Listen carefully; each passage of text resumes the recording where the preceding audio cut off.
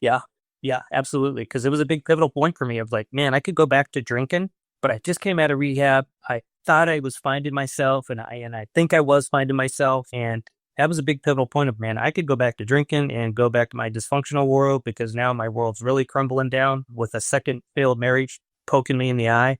That it was like, hey, I'm gonna stay on this path of like, I'm gonna make it through this. I'm doing this for me so I can be a better dad, a better person in the future. So I will battle through this. I'm not going to use booze. I'm going to use all these other avenues that, in my circle to help me navigate through this. Yeah, you even talked about in the book how your,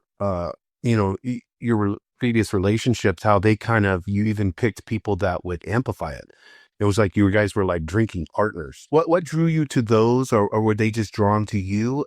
Because I think a lot of people, the reason I'm asking this question, Ian, because I think a lot of people didn't even realize what they're attracting into their life in those moments. I think I was attracting it to them more than them me, right? Like I tell one of the stories is like super poor. We would scramble for change on a Friday. Like today, it'd be like, oh, what change we got so we could go buy a $6.99 box of wine from Rite Aid.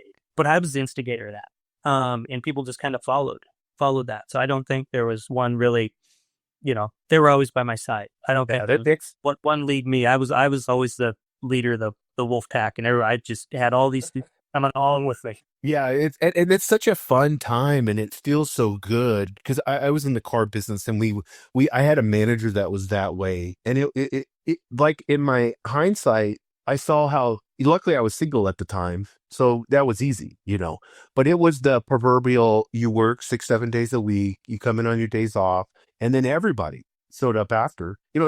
Sometimes we'd be doing car deals till 9 10 o'clock at night, and then it's a given. Okay, it's 10:30. You're going to go to the bar afterwards. So, and then you look at those type of people. Go ahead. Yeah. I was in a store to where if it was kind of after hours, we had a car deal, we would line up and, hey, grab a shot real quick. This is only going to take about an hour. So we would be doing shots in the sales tower. Oh, yeah. Yeah. That's really common. Yeah. I had a GM that would make mimosas on Sunday morning. Oh my God, yeah. The good old days. Yeah. Yeah. Exactly. I kind of want to, this was a really cool part of your book. And I kind of want to get the emphasis of what made you decide to do this. I know in AA, there's a step that you do this, with people, but you had your children write honest letters about your drinking days. And that was like floored me. What hit you the hardest with those, and what did it help you like see who you really were? Did the mask come off then? For sure.